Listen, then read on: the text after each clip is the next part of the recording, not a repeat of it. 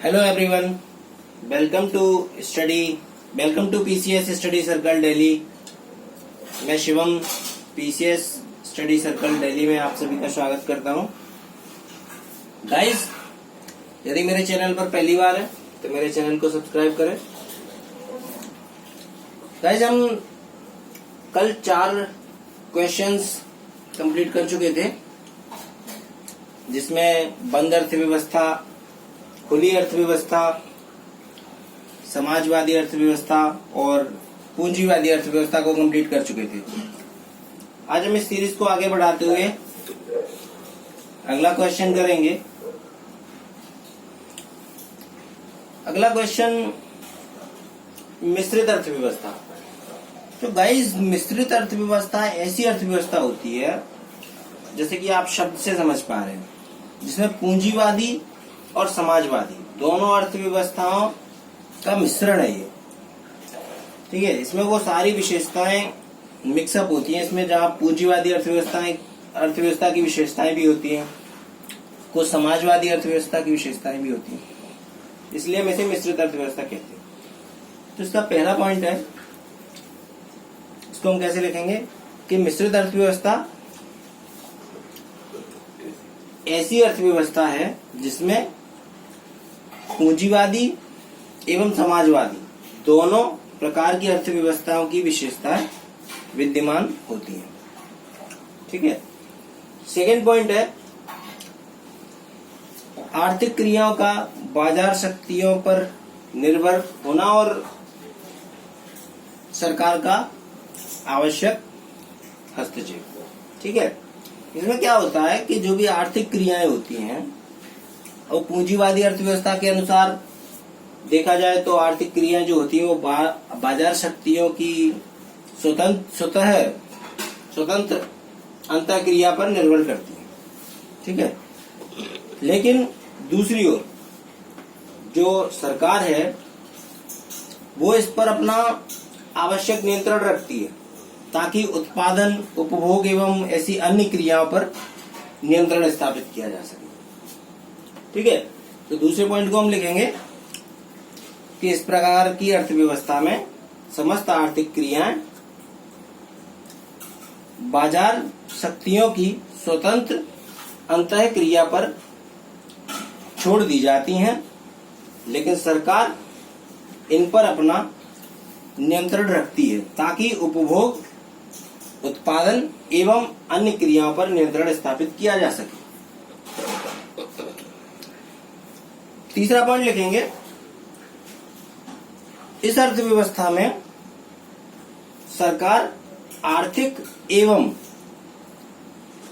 सामाजिक न्याय की स्थापना के लिए आर्थिक क्रियाओं में हस्तक्षेप करती है। इसके उदाहरण, जैसे भारत, आप सभी जानते हैं, अपने यहाँ मिक्स्ड इकोनॉमी, मिश्रित अर्थव्यवस्था है। इसी प्रकार स्वीडन, नॉर्वे, यहाँ पर भी मिश्रित अर्थव्यवस्था को अपनाया जाता है। ठीक है। अगला क्वेश्चन हम करेंगे ग्रामीण अर्थव्यवस्था। गाइस, ग्रामीण अर्थव्यवस्था हमेशा ग्रामीण क्षेत्रों में प्रचलित होने वाली अर्थव्यवस्था है। ठीक है। तो ग्रामीण अर्थव्यवस्था एक ऐसी अर्थव्यवस्था है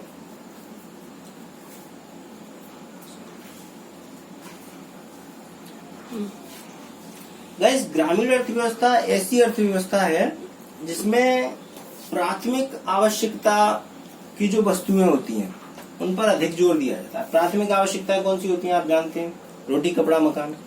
ठीक है। इसमें आरामदायक आवश्यकताएं या अपनी लग्जरी डिमांड्स, जो विलासिता की आवश्यकताएं होती है, उन पर अधिक ध्यान नहीं दिया जाता है कि आपको कार, गाड़ी, बंगला और एसी और ये सब पर ध्यान नहीं दिया जाता। ठीक है। इसका प्रमुख उद्देश्य इसमें क्या रहता है कि लोगों की आवश्यकता वही रोटी, कपड़ा, मकान, अपनी जो प्राथमिक दैनिक आवश्यकताएं हैं उन पर जोर दिया जाता है। ठीक है। तो इसमें हम कैसे लिखेंगे, पहला पॉइंट लिखेंगे, ग्रामीण अर्थव्यवस्था ऐसी अर्थव्यवस्था है जिसमें प्राथमिक आवश्यकता के अनुसार वस्तुओं और सेवाओं का उत्पादन किया जाता है। ठीक है। ग्रामीण अर्थव्यवस्था ऐसी अर्थव्यवस्था है जिसमें प्राथमिक आवश्यकता के अनुसार वस्तुओं और सेवाओं का उत्पादन किया जाता है। गाइस, इसमें क्या होता है, इसमें वस्तु विनिमय प्रणाली प्रचलित होती है। सामान्यतः हमारे यहाँ मुद्रा प्रणाली प्रचलित होती है, लेकिन गांव में, ग्रामीण क्षेत्रों में आपने पहले पढ़ा होगा, जो प्राचीन समय में वस्तु विनिमय प्रणाली प्रचलित हुआ करती थी। लोग एक दूसरे से वस्तुएं अदल बदल कर अपनी आवश्यकताओं की पूर्ति करते थे। ठीक है, तो सेकंड पॉइंट लिखेंगे कि इस अर्थव्यवस्था में सामान्यतः वस्तु विनिमय प्रणाली प्रचलित होती है। ठीक है, तीसरा पॉइंट लिखेंगे हम, इस अर्थव्यवस्था का प्रमुख उद्देश्य क्या होता है। इस अर्थव्यवस्था का प्रमुख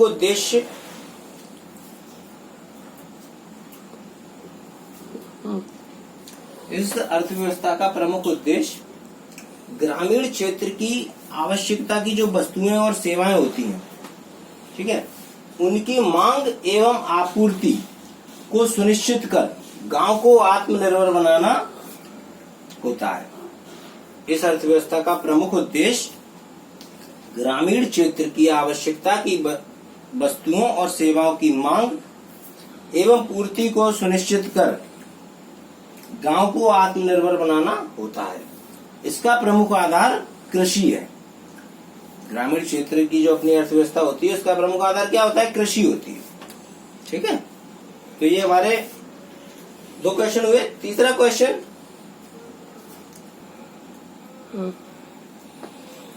गाइस, हम अगला क्वेश्चन करेंगे, उत्पादन के प्रमुख कारक क्या होते हैं, फैक्टर्स ऑफ प्रोडक्शन। ठीक है, तो उत्पादन के कारक कैसे कहते हैं, वे सभी वस्तुएं या वे सभी चीजें जो उत्पादन प्रक्रिया में हमें सहयोग प्रदान करती हैं, या यूं कहें कि उत्पादन प्रक्रिया को पूर्ण करने के लिए जिन चीजों की आवश्यकता होती है, वे सभी उत्पादन के कारक कहलाते हैं। जैसे भूमि, श्रम, पूंजी, संगठन और उद्यमी या साहसी। ठीक है, यदि 3 मार्कर में क्वेश्चन पूछा जाता है तो आप इतना भी लिख सकते हैं, केवल ये पॉइंट्स लिख दें आप, भूमि लिख दें, श्रम, पूंजी, संगठन और साहसी। यदि हम इनको एक्सप्लेन करें तो भूमि क्या है, संकुचित अर्थ में तो हम ऐसे जानते हैं धरती, लेकिन इकोनॉमिक्स के अंदर भूमि क्या है, भूमि जितने भी प्रकृति से हमें संसाधन प्राप्त हुए हैं, मतलब समस्त प्राकृतिक संसाधनों का एक केंद्र है जो हमें निशुल्क प्रकृति से प्राप्त हुए हैं। ठीक है, श्रम क्या होता है, अब अपन शाब्दिक अर्थ में देखते हैं तो शारीरिक श्रम को श्रम माना जाता है, लेकिन अर्थशास्त्र में इसमें कोई भी शारीरिक या मानसिक श्रम जो धन के अर्जन के उद्देश्य से किया गया हो, श्रम कहलाता है। लेकिन यह श्रम नैतिक और कानूनी रूप से मान्य होना चाहिए। ठीक है, तीसरा पॉइंट, पूंजी। तो धन का वह भाग जिसमें भूमि को छोड़कर, ठीक है, भूमि को छोड़ दिया जाए तो धन का वह भाग जो उत्पादन प्रक्रिया को आगे बढ़ाने के लिए या और अधिक उत्पादन करने के लिए आवश्यक होता है या प्रयोग किया जाता है। ठीक है, जैसे हम जितना उत्पादन अभी कर रहे हैं, हमारे पास भूमि है, श्रम है, ठीक है, हम कृषि करते हैं, लेकिन यदि हम पूंजी अधिक लगा देंगे, हमने ट्रैक्टर खरीद लिया, ट्यूबवेल लगा दिया, ठीक है, और अधिक कई रासायनिक अच्छे बीज ले लिए और अधिक मतलब हमने सुविधाएं कर ली पूंजी अपनी इन्वेस्ट करके, तो हम अधिक उत्पादन कर पाएंगे। ठीक है, तो इस प्रकार उत्पादन प्रक्रिया को और आगे बढ़ाने के लिए और अधिक उत्पादन करने के लिए धन के जिस भाग का प्रयोग किया जाता है जिसमें भूमि सम्मिलित नहीं होती, वह पूंजी कहलाती है। ठीक है, अब संगठन क्या होता है भाई, तो जब भी हम कोई उत्पादन कार्य करते हैं तो उत्पादन कार्य कोई एक व्यक्ति तो कर नहीं सकता, किसी एक व्यक्ति के द्वारा तो समस्त उत्पादन कार्य नहीं हो सकता ना, उसमें कई सारे कार्य करने हैं। तो उत्पादन प्रक्रिया में समस्त क्रियाओं को संपन्न करने के लिए जिन श्रमिकों की आवश्यकता होती है उनके समूह को संगठन कहते हैं। ठीक है, उसमें जितने भी कार्य करने वाले लोग हैं, जितने भी श्रमिक हैं, उन सबके समूह को संगठन कहते हैं। अगला पॉइंट उद्यमी। अब उद्यमी क्या होता है या साहसी क्या होता है? तो उद्यमी वह व्यक्ति होता है जो उत्पादन के अन्य सभी कारकों को स्वव्यवस्थित रूप से प्रयोग करता है। ठीक है, जैसे कि सपोज दैट कि एक किसी भी प्रोडक्शन कंपनी का जो मालिक होता है या डायरेक्टर होता है, उसे हम उद्यमी कहते हैं। तो उद्यमी वह व्यक्ति होता है जो उत्पादन के अन्य सभी कारकों को स्वव्यवस्थित रूप से प्रयोग कर उत्पादन प्रक्रिया को सफल बनाता है, उसे उद्यमी कहते हैं। ठीक है, अगला क्वेश्चन है आर्थिक क्रिया के प्रमुख घटक, संगठक या तत्व। ठीक है, ये क्या होता है? अर्थव्यवस्था में जितनी भी आर्थिक क्रियाएं होती हैं उनमें कई सारे तत्व और घटक होते हैं, जैसे उपभोग, उत्पादन, निवेश, विनिमय। ठीक है, यदि 3 मार्कर में है आप इन पॉइंट्स को लिख सकते हैं यदि समझना चाहें, क्योंकि कभी उपभोग पूछा जा सकता है, उत्पादन पूछा जा सकता है। ठीक है, तो उपभोग क्या है?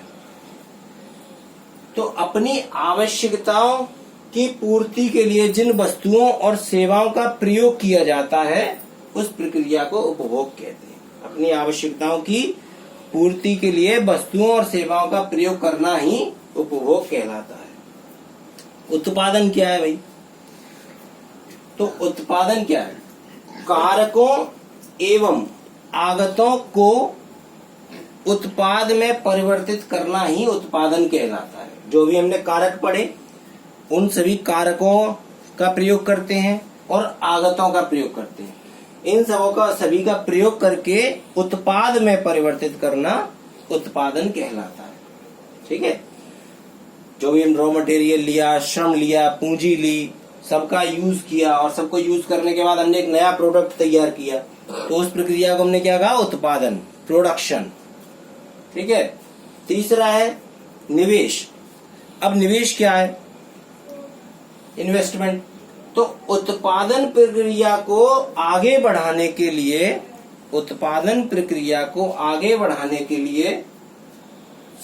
धन का विनियोग कर या धन का निवेश कर या धन का प्रयोग कर। ठीक है, उत्पादन प्रक्रिया को आगे बढ़ाने के लिए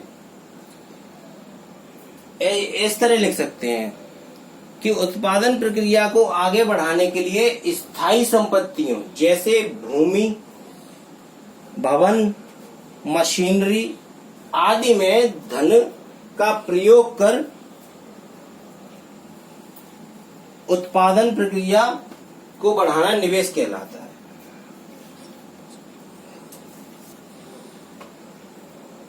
इसको हम ऐसे समझ सकते हैं, जैसे हम अपने पैसे का यूज करते हैं, हमने भवन लिया, मशीनरी ली, ठीक है, संयंत्र लगाया, प्लांट लगाया, इन सब का प्रयोग करके हमने उत्पादन को और अधिक बढ़ा लिया।